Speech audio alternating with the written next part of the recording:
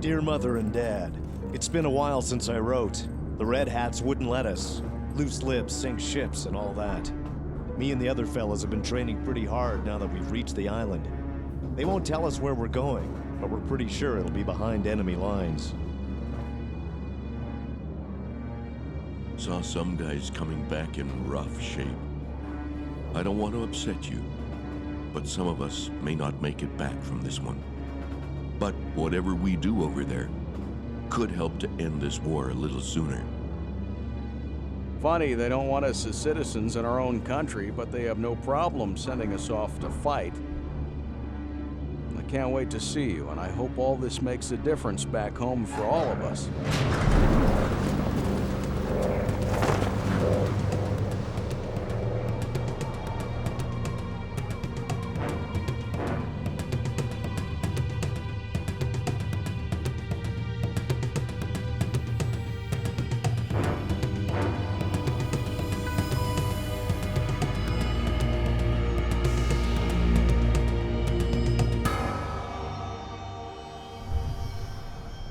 1930s Canada is the backdrop for one of the most compelling coming-of-age stories in Canadian history.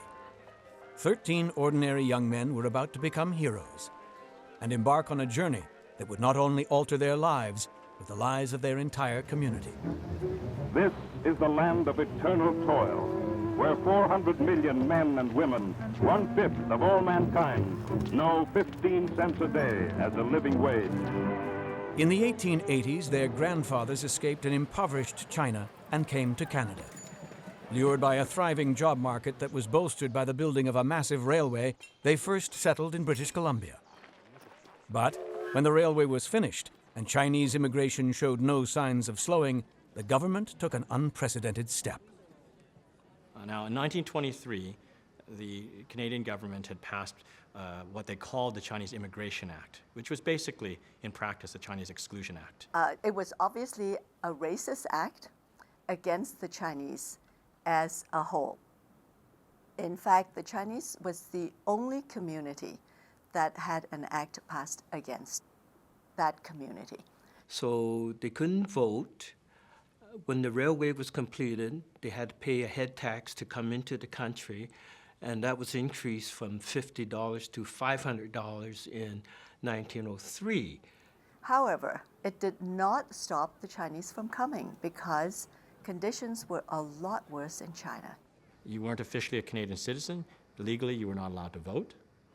It was a significant thing. I know my father's birth certificate, although he was born in Victoria, it actually says there that the above named is not a Canadian citizen and does not hold any of the rights and privileges of a Canadian citizen. So I do know that was a pretty big thing for these Chinese Canadians. I think what most Canadians don't realize is that Canada had what South Africa would eventually call apartheid. In fact, South Africa's reserve systems were based on the reserve systems here. The kinds of segregation between white and non-white that we often associate with South African apartheid or the American South, it was basically practiced here in British Columbia. All we really want to do is just to be one of the boys. Just treat me equal. We don't want no special thing. You accept me as an equal, that's great. You're like, before, in the old days, if you go into the Hotel Vancouver, the Empress Hotel, they look at you funny. Hey, what are you doing here, Chinaman? You know what I mean? But, that kind of hurt, you know what I mean? I understand about that, but we didn't fight it because no use. You get into an argument, well, what's that going to solve? That's not going to solve anything. So we just took it and just say, hey, I just like to become a part of the team. And that's why we played sport, because when you play sport, you're part of the team. You're treated as an equal. So, so I pursued that. I think we all did, you see? But no matter what profession they were trained in, they were not able to to actually work in the professions they were trained. So what happened was they ended up running restaurants. It was clear to Chinese community leaders that getting the right to vote was essential to becoming citizens. Unlike the Japanese in Canada, who could reach out to their homeland, a rising military power in the Pacific, China was on the decline as a world power and had very little opportunity to protect its citizens overseas. Then, in 1931, an event took place that would change the face of the Pacific nations. Without warning, the attack came at a place whose name aroused in millions only the memory of schoolroom geography. Manchuria, filled with a savage bloodlust, deliberately fostered through long months of secret training, the Japanese army swept through the city streets, butchering soldiers and civilians alike.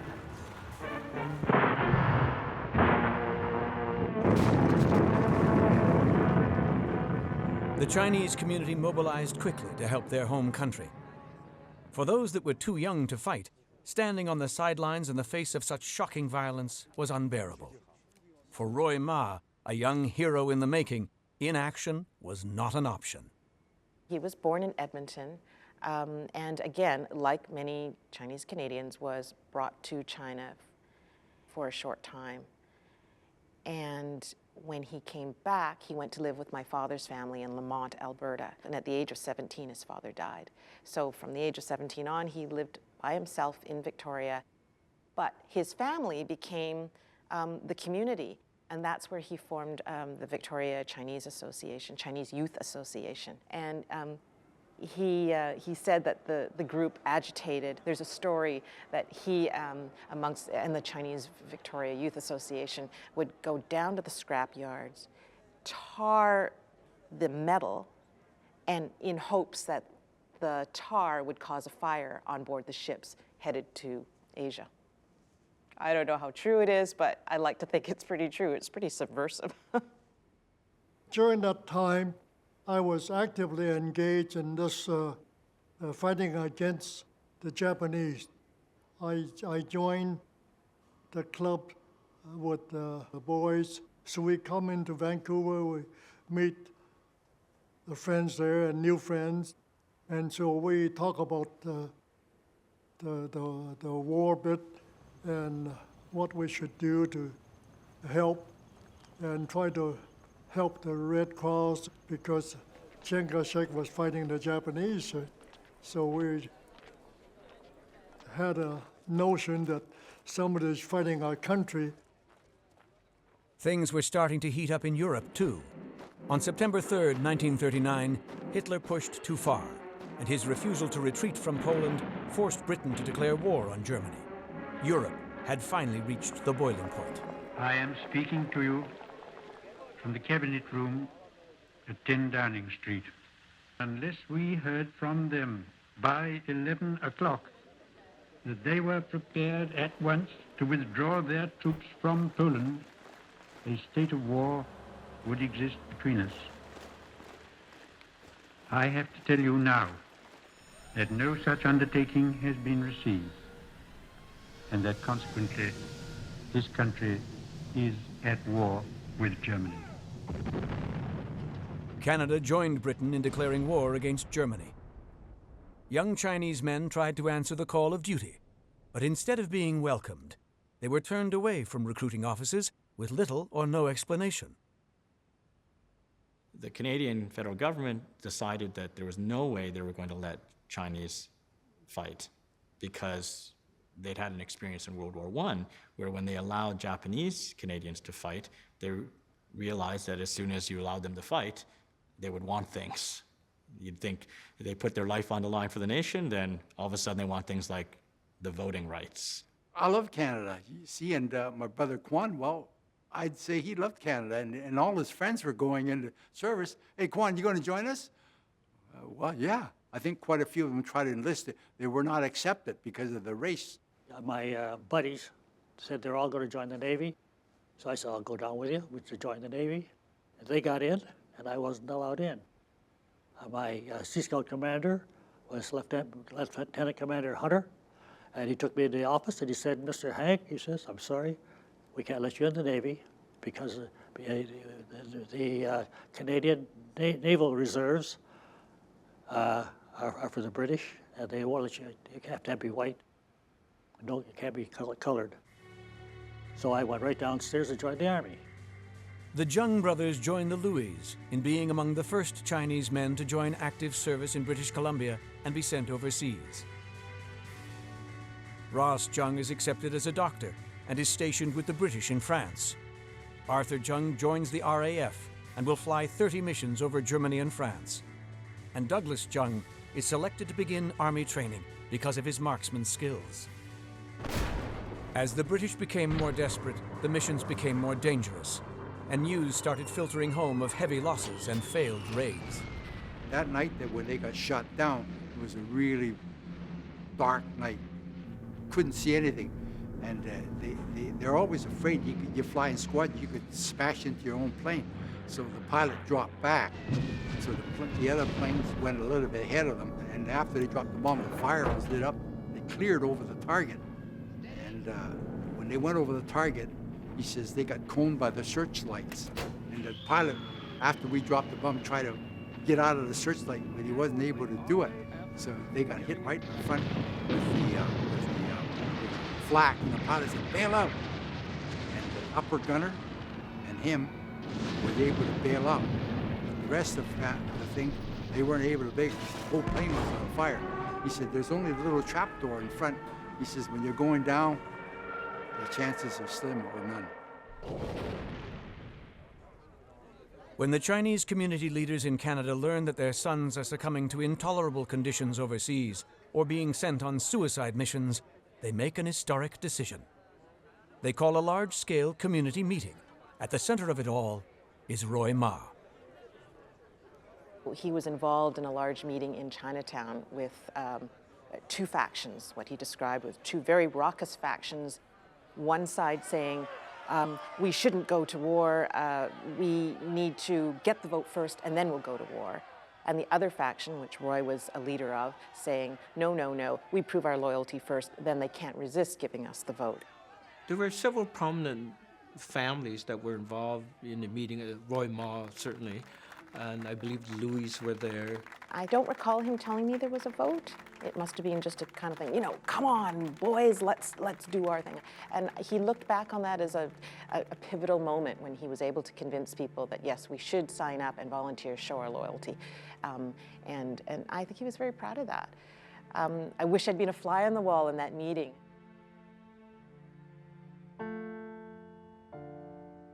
On the sidelines, observing the heated debate within the Chinese-Canadian community is a mysterious figure.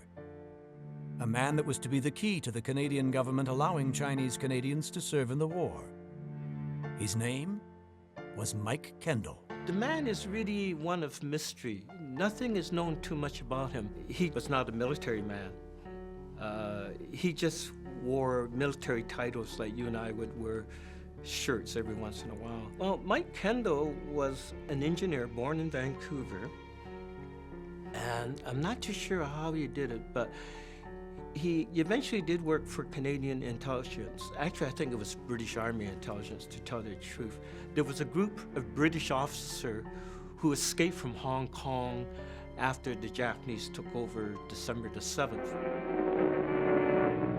From land, sea, and air, the general offensive is launched.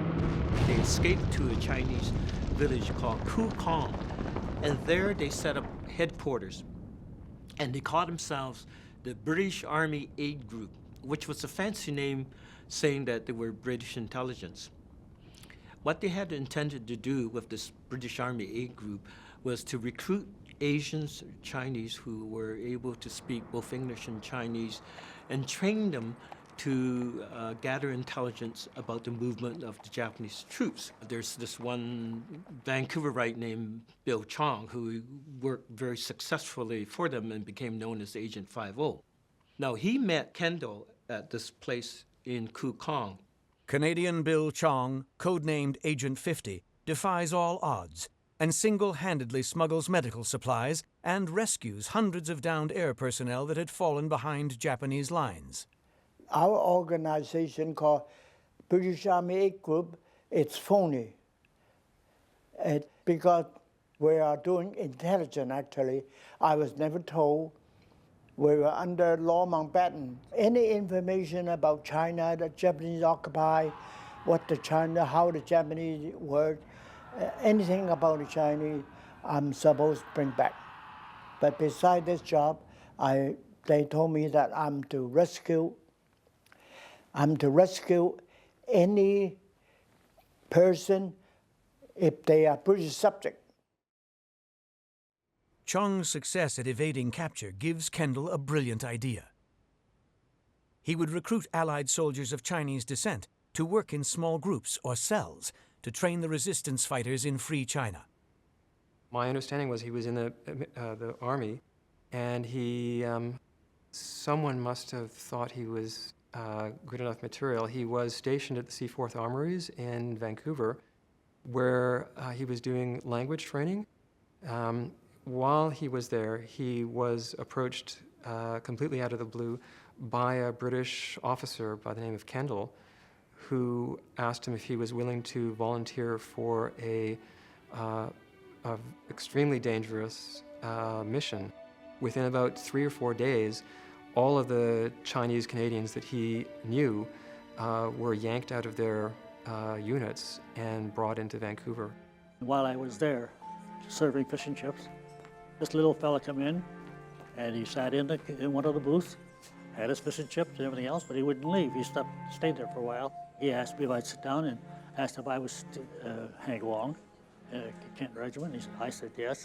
Then he said they're forming a group of Chinese Canadians in the Army that are active to form a special group to go into Hong Kong.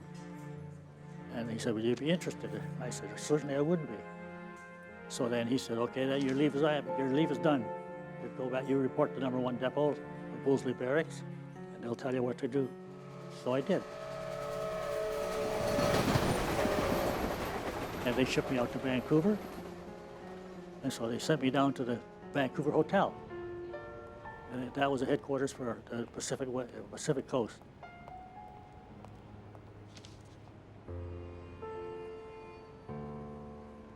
And I was paraded in front of all these red hats and all these high people. The interesting thing is, during the interview, a fellow was looking out the window. He was the Major Kendall, the head of our group. And he wasn't looking at me at all, he was just listening. And he turned right around and he says, are you Chinese? And I says, yes, why? He says, you sure don't sound right. I don't speak Chinese. So they were frightened. I didn't have anything to do with it. So that they asked what training was there. And I just told them what I had done. And they said, because you don't speak Chinese, we'll take you anyhow for your weapons, for your instructions and weapons. So I became a weapons instructor. There you are. I don't know of how many said yes or no, but that was how the original group of Canadian Chinese came into to form the unit in Operation Oblivion. December 7th, 1941, a date which will live in infamy. With the attack on Pearl Harbor, the war moves decisively to the Pacific Theater. The British were desperate to stop the advance of the Japanese, who were threatening the Australian border and pushing farther into free China. They decide to employ the same tactics that were helping their offensive in Europe. They would arm and assist the resistance fighters behind enemy lines. In the Pacific Theater, though, the resistance fighters were harder to identify than in Europe, and the British realized they have to train a very different operative. If you dropped someone who was, from Liverpool behind Japanese enemy lines, they'd very quickly stand out and be shot and killed. So they needed someone who could blend in. And the bright idea was that, well, there's these Chinese Canadians, and why don't we recruit them and drop them behind enemy lines? Because to most, white people at the time, all Asians looked alike. And so, whatever, the Japanese shouldn't be able to tell the difference either. And it turns out that, if you're Japanese, you actually can tell the difference between people who grew up in the local area and those who grew up in North America and just get dropped amidst your there was a truth, at least to it, that they'd blend in better than someone from Britain who was white. So it created a demand. It was an interesting operation for the Chinese, and it was the first of its kind.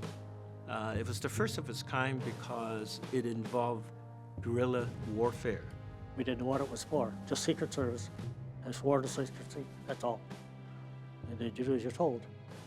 They were especially trained for their particular skills and they were set up in the Okanagan at a secret training camp. And the place was called Commando Bay, where they did their training.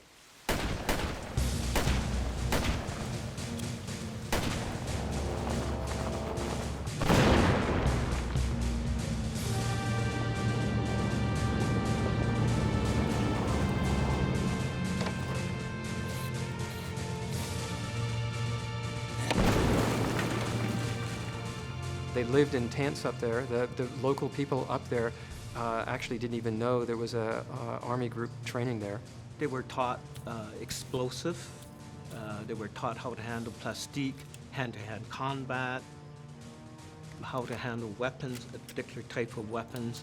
And they were also trained in many aspects of assassination and all kinds of secret operations. Training, all the training you can need, full tilt. Everything's in a hurry. Well, you did all your training. Now you want part of the training. We had all your small arms training. I was going to tell you, you ever shot a 45 automatic? Well, you hold it out and try to shoot at it. The weight of the thing shoots up in the air. That's why you see guys in this show. Bring out, grab it and hold it. And throw you off the line. There, they were trained as commandos. They underwent training using small arms, knives. They were taught how to swim. A lot of them didn't know how to swim. My father admitted that he didn't, and he found that the most difficult thing to try to learn how to swim as an 18-year-old. Now, the men that were recruited at Commando Bay, they had to learn how to swim because in the early days, the Chinese did not know how to swim. The opportunity to use the swimming pool in Vancouver was somewhat limited. Major Kendall's wife is Chinese. They give us a basic reader, and it's called, any Chinese here? Tinji Fo Fo Fo Ho.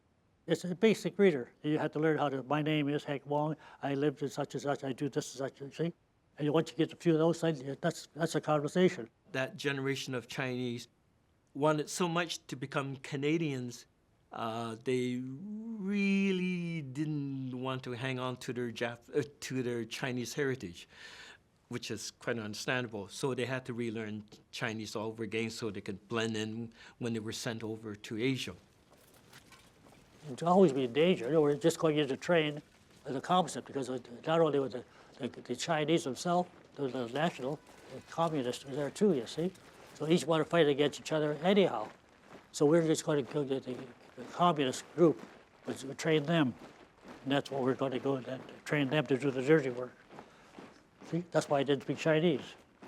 I was trained with the rifles and the guns, show them how to use them and what the purpose was. Straightforward.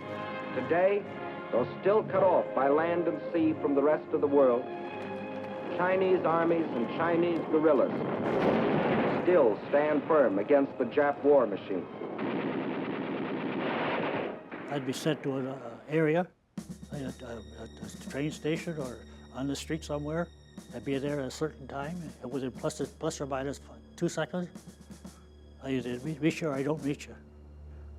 Don't delay. It was very dangerous because if they were to talk to anyone, it might have been someone that was a puppet of the Japanese government or a spy, and therefore would find themselves in peril. Now, if that was the case, each men were instructed to carry a cyanide pill within their mouth. In fact, it would be hidden in one of their teeth. So if they were caught, then they had that cyanide pill to take. We joined in Oblivion. We swore off. We didn't have any control at all on ourselves. And we got into China and got caught. They wouldn't know us.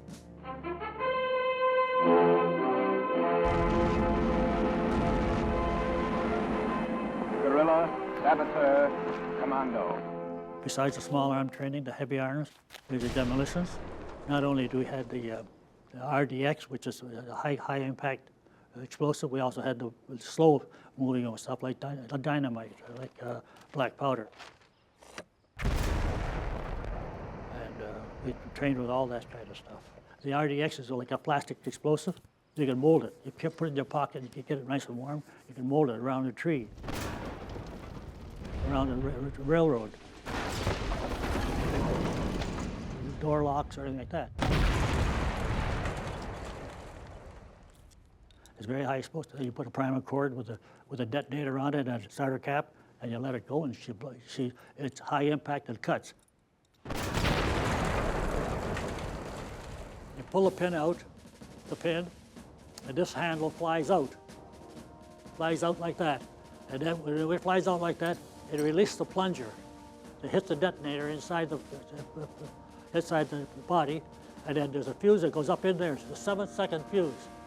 So by the time you release, say the grenade, you have 7 seconds before it goes off. When it goes off, it's all threaded, so it'll fragment into 100 pieces. That's the main thing.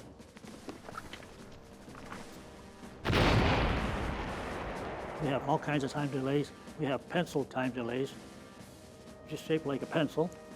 The same thing. On one end of it, there's a copper sulfate capsule.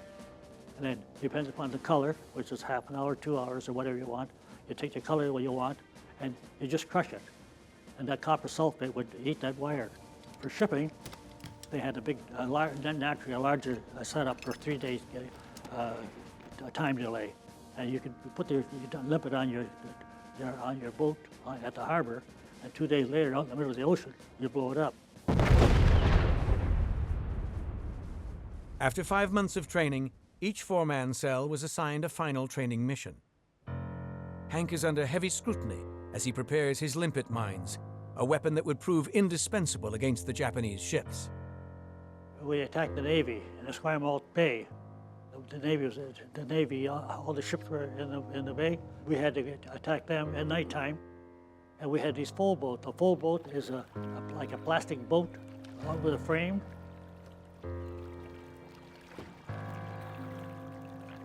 And you can carry it in your back, people 80 pounds. We had our limpet mines, we're talking about plastics, and you had them attached to strings, and you set them on the side of the boat, so that when you came near a boat, the big boats we're talking about the Navy ships, and they're big.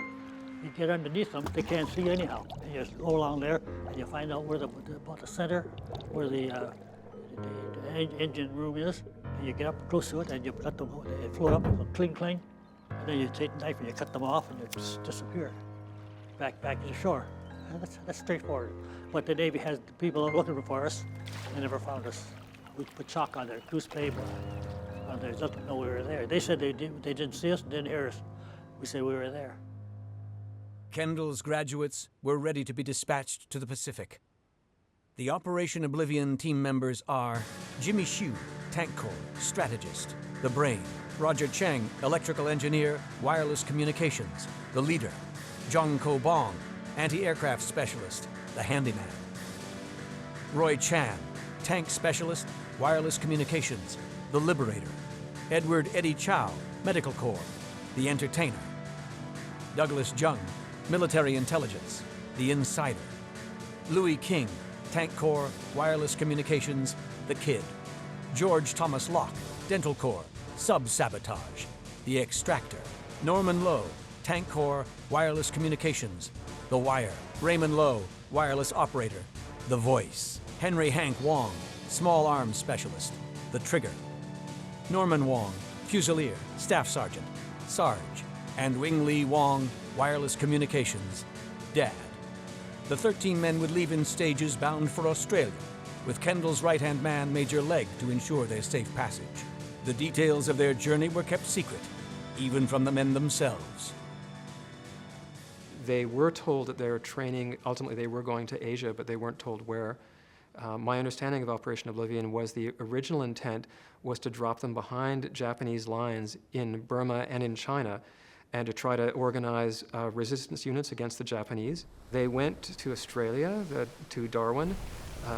They went via ships that went through San Francisco and then across the Pacific down to Australia.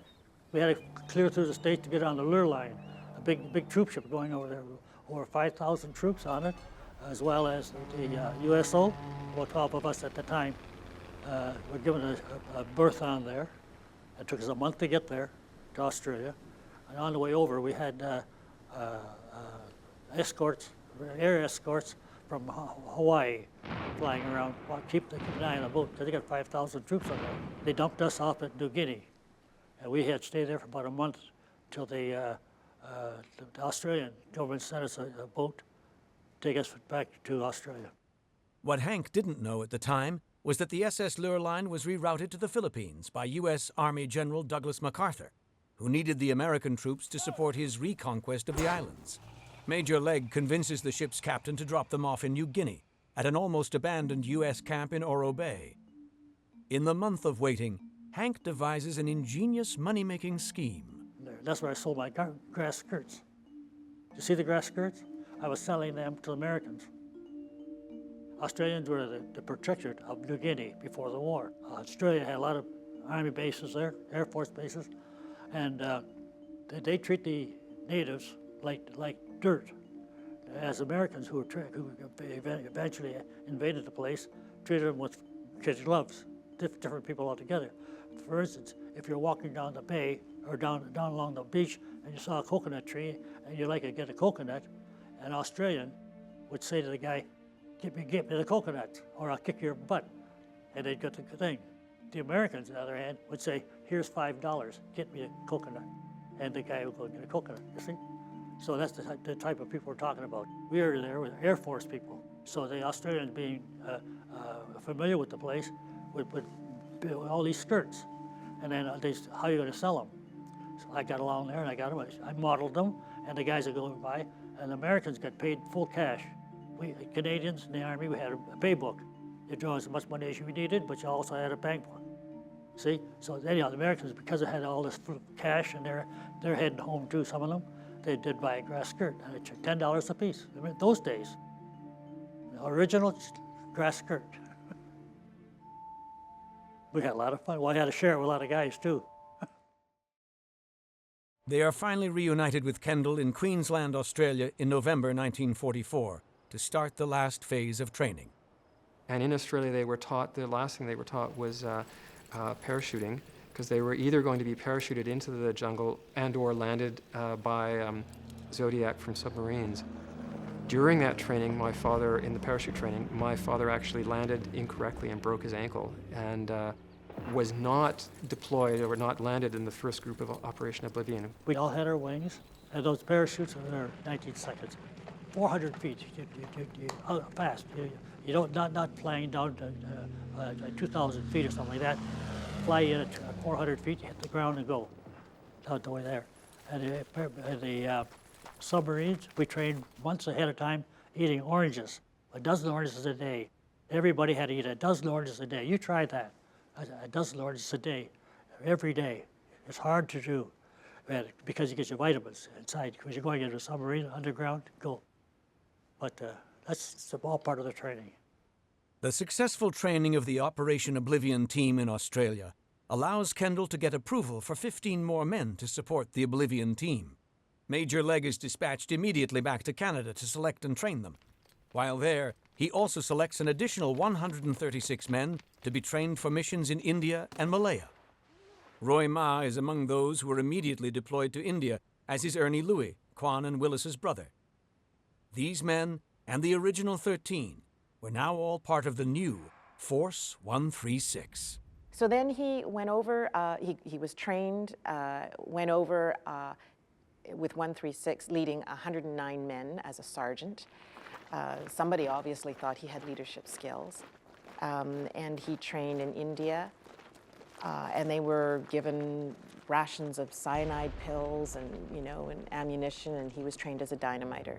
And the idea was that they would parachute into behind enemy lines in Malaysia, infiltrate the local population in order to defeat the Japanese. Ernie joined the army in '44. He went overseas with the Chinese contingent. See, they went to India. He showed me a few tricks, but he said, I don't ever want you to do that. I won't mention that. He said, how to protect yourself when you come to hand-to-hand combat. He said, I never want you to do that because you kill somebody if you do this. He said, the instructor I had to teaching me this, he says, you're only there as you or him. You can't play, you can't be soft on a guy, because if you don't, he'll put a knife through you. See, so but he always told me, but I won't repeat it now. But he, you know, it's kind of fun. He told me this after war, I'll tell you how to defend yourself if you ever get attacked. Ernie's group is selected for insertion near the Malaysian capital of Kuala Lumpur.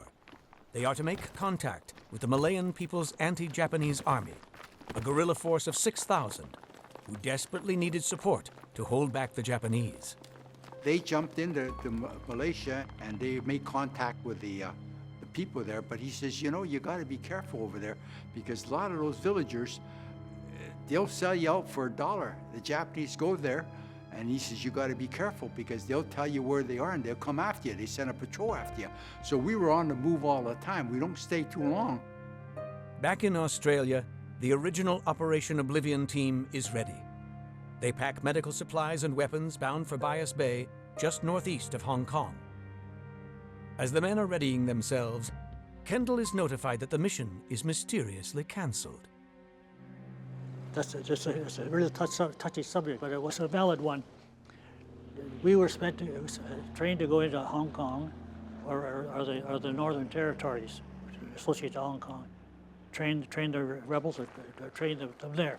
What happened was Wiedemeyer, General Wiedemeyer from the Americans, had a similar group as we had, unbeknownst to us.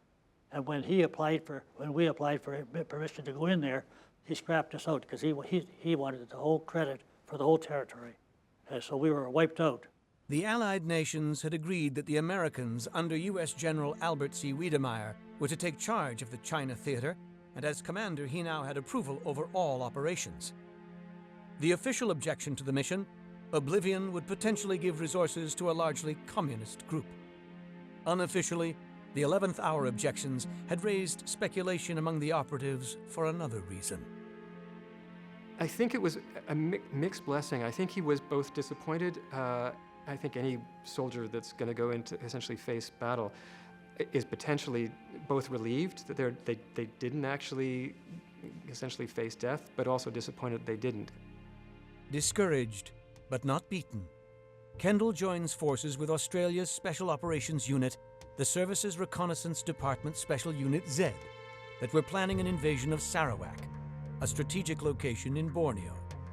Kendall asks for volunteers from the original Oblivion team. Without hesitation, Roy Chan, Jimmy Hsu, Louis King, and Norman Lowe join the Special Z forces. They are dropped in to meet up with the only group that could lead them through the dense jungles, the Iban Headhunter tribe. I went into Borneo. The only thing the major tell us is that when you walk around at that time, make sure you carry a .45, because those natives can sometimes mistake us for Japanese. They taught the headhunters how to sabotage the Japanese lines of communications. The headhunters in turn taught them how to use the blowpipe so that they can hunt for animals and possibly Japanese soldiers using poison darts. Kendall's second group of commandos, with Oblivion members John Bong, Wing Wong, and Raymond Lowe, are prepping for another secret mission to be deployed at 3 a.m. the next morning. Kendall once again receives an important dispatch that the mission has changed mandate. First in a test in the United States-New Mexico desert, then 5,000 miles away at Hiroshima, and then again at Nagasaki, came the world-shaking explosions of the atomic bomb. Her armies defeated wherever they had been met, her navy virtually destroyed, Japan asked for peace. Lord Louis Mountbatten, Supreme Commander of the Southeast Asia Theater, accepts the official and unconditional surrender of the Japanese on August 15, 1945. In the jungles of Kuala Lumpur, Force 136 members Ernie Louis and his team of 8 men must liberate the POWs and negotiate the surrender of the Japanese without backup. And when the war ended, they walked into this Japanese camp. There were 500 soldiers there. He said they could have wiped this out in 2 minutes. They had all their weapons, but he didn't do it. The commander, he surrendered garrison to 9 men. And he said, well, we were pretty scared because we see they had the weapons. They said, lay the weapons down, lay the sword. He says, what do you want us to do? Then they had orders from the British. They had to keep them in arms because they have to maintain order. Otherwise, no order, You know, it'd be chaos. Everybody's stealing off everybody. Who's going to do it? But the Japanese maintained the order until the British Army moved in their regular troops, and then they surrendered their arms, you see. In the jungles of Borneo, Roy, Jimmy, Louis, and Norman are about to liberate the now infamous POW camp, Batu Lintang. They only hear of the Japanese surrender when they are joined by Australia's 9th Division. Instead of turning back, they press on and fight a defiant Japanese army. It would take them until September 11th to take over the camp, only 4 days before the planned execution of 2,000 men, women, and children. The death orders discovered are a chilling reminder of what could have happened had they delayed in reaching them. All POWs and male internees to be marched to a camp at Milestone 21 and bayoneted there. All sick, unable to walk, to be treated similarly in the square at Kuching. All women and children to be burnt in their barracks. These 4 gentlemen were there when the war ended in August 1945, but because the Japanese were hiding in the jungles of Borneo, the 4 men had to sort of go out and sought after the Japanese troops, and for that, the 4 gentlemen were awarded the highest medal in the field, called the Military Medals. So that was really quite an accomplishment. The magnificent adventure of our age. It is also speculated that the men of Force 136 were the inspiration for the characters in the 1954 book and the 1957 Academy Award-winning film, The Bridge on the River Kwai.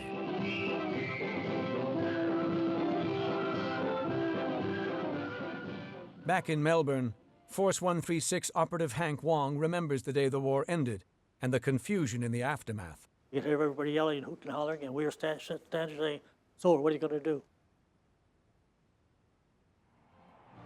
The greatest news story of all time. Final unconditional surrender with the whole world waiting to celebrate VJ Day. The city by the Golden Gate engulfed in a tide of joy and relief. The war in the Pacific is over. All of the Force 136 operatives would report back to various bases in India and Australia for passage home. And none, thankfully, ever had to debate the use of their army-rationed cyanide pill. From Australia, Hank brings home more than a military souvenir. So I phoned up Mrs. Wong over there at Bendigo, and I says, the war is over, I'm going to come and see you. And I went up there and met my wife. There's 1 million Americans in Australia. All want to go home. And their wives now. They got all the wives and everything else want to go home. So the Americans took over all the shipping. We had no way to get home. So the war finished on August 15th. It wasn't until November that we had a transport. You saw the picture? Kitsilano Park. It came in, it's empty. We arranged to get on there, and we had to work our way home. We had accumulated lots of souvenirs, like arms and things. And one guy had a machine gun, other guy, we had all kinds of stuff. And on the way up to Juan Africa Strait, the guys were telling us that there's going to be inspectors to inspect our goods. So we put them on the other side of the hold and had the good stuff, our uniforms and stuff in the front. And we're waiting the boat come up, and these custom guys come on there and lined us all up and put our kit bags in front of them.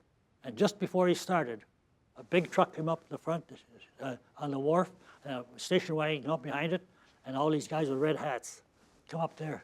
And he said, "What are you doing to these guys?" And he said, "We're going to inspect them." He says, "No, you're not." Off the boat. I kicked them right off the boat. We had all our good stuff, brought it all back out again, and took it down to Hotel Vancouver. Then we got on a plane, on a boat, or on a train, and come home. That's it. But what's the feeling? I mean, we're home. The Operation Oblivion men were finally home, and they looked forward to a new life as Canadian citizens. Instead, they found themselves facing a greater battle than the one they had barely escaped in the Pacific. Sworn to decades of secrecy, proving their rights would be more difficult than they thought. They hired you for the job to do as Oblivion, and then as soon as the war was finished, they cut you off, and you had nothing because it didn't belong to anybody. We maintained that we wanted to become Canadians, soldiers with the benefits. They hoped one of the consequences of volunteering to fight for Canada during World War II was that at the end of it, if they survived, they would be granted full voting rights, full citizenship. since we lived in Vancouver and we were paying taxes. So he did the right thing. We had to buy own property, and of course he's already a veteran, and he was born in Canada. So he wrote this letter and to the newspaper editors, etc., to the council. And he got the letter saying that, from the city clerk, saying that I've been instructed to tell you that we cannot add you on the voters list. This is the Vancouver voters list. So that was really a very disappointing shock. Crack rifle shot Lieutenant Frank Ho Lem was one of the first men of Chinese heritage to join the Canadian Army Reserve, where his skilled shooting won him a spot representing Canada and awards at the British Empire Championship. In 1939, he was allowed to join the active force with the 1st Calgary Tank Regiment, and his Chinese heritage made him an ideal candidate for intelligence training, where he crossed paths with Force 136 operatives headed for China. After the war, he returns home to Canada, and instead of being welcomed as a war hero, he is turned away from one of the most important veteran associations, the Canadian Legion. He organized the Chinese war vets because the Chinese veterans were not allowed to join the Canadian Legion. They obviously had a bond and a common interest. He wanted them to work as a unified group to go to the government and see if they could repeal the Exclusion Act. Frank co-founds Pacific Unit 280 with Roy Ma. Roy returns home and is also dismayed at the poor treatment of Chinese Canadian vets, and decides to mobilize the vets' support quickly. Being an activist, I suppose you think you want to change the world, and I think he probably did have in mind that, well, if we get this, we get that, and we get that, and we get this. So there was a small group, my sister, my friend Anne, Arthur, and I believe it's Roy Ma and King Louis. Those are the 5 I remember taking the day off to go to Victoria. And my sister Velma prepared the brief. And they were, of course, it wasn't just like that, you know, it took a little while. Other people started forming groups asking for the vote. Now, this is not to say that the Canadian government immediately said, okay, they're back, let's give them all the vote. It took a fight. But it became a political football, actually. There was also a campaign in Ottawa to get the vote into, so that all Chinese Canadians were enfranchised. And it must have been very exciting. To strengthen their position, Roy devises a bold plan that involves an unlikely outside ally. Roy Ma is perhaps one of the most fascinating and important figures in Chinese Canadian history in general. He sees it's important to work with the unions. He becomes an organizer for the IWA because he recognizes that unions were behind a lot of the white supremacy that built British Columbia as a white supremacist society, but also within the ranks of those more socialist leaning unions who are fighting racism, that here's possible allies that are going to help in making life better for Chinese in Canada. And so he is willing to go down that path. The last part of his plan involved one vet in particular. Well, it wasn't obvious. Doug ran as a politician. At that time, it was the first exposure that the Canadian people had to a Canadian-born Chinese running as a candidate. And it was quite a novel experience for many of the Chinese people. And they didn't quite know how to make it out. And the problems that I ran against within Chinatown were frightful. The criticism that I received from some of the older Chinese people was along this line.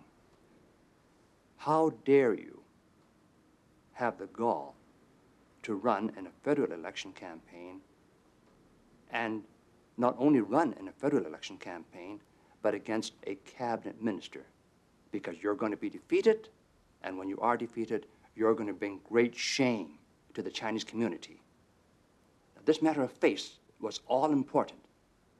Now, to me, having been born in Canada, it didn't matter a damn to me whether or not I won or lost. Douglas Jung ended up, being involved with the Conservative Party that was sort of intermittently out of power and then every once in a while coming in. And so he rides a wave that basically elects Diefenbaker and puts the Conservatives in power. Strangely enough, his being voted as an MP is very little to do with him having a Chinese Canadian vote behind him. His riding is not one where there's a Chinese majority of new voters. He ends up having strong support from sort of the people who like him as a Conservative candidate. With the support of people like Roy Ma, Doug Jung runs a hard and close campaign against Liberal Party incumbent Ralph Campney in the predominantly white riding of Vancouver Centre. He is elected as the first Member of Parliament of Asian heritage and is appointed by then Prime Minister John Diefenbaker as the Canadian representative at the United Nations. Now Chinese Canadians had a powerful voice in Parliament.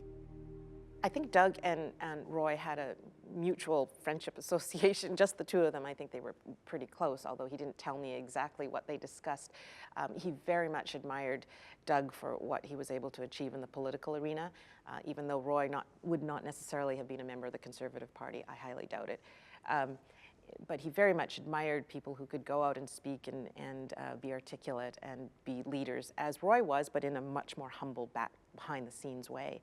And I think in the times that Doug was in Ottawa, he certainly must have had a hotline to Roy Ma's desk at the Chinatown News. Roy Ma, you could see, has a lot of effect on the long historical record because he's doing things from the margins of federal politics, but eventually all the things that he fights for happen. No, I don't think it would happen eventually. But I think it was a major factor in winning the franchise back for the Chinese was that they fought a common enemy. People were no longer frightened of stepping into Chinatown. Oh, they fought for us. My goodness. Some even died for us. And that was true. There were some Chinese who died overseas, so they made the ultimate sacrifice. Attitudes were changing across the country, but especially where it mattered most, to the everyday life of Chinese Canadians. One of the qualifications to get my certificate was I had to take life-saving, swimming. And I had to have a life-saving certificate. So our class went to Crystal Pool. We trained indoors, and at that time, but they wouldn't allow Orientals in the pool. And I was denied to go into the pool. And my instructor said, if Vivian doesn't go in with our class, then we will cancel all the other students will not go. So that was a real support.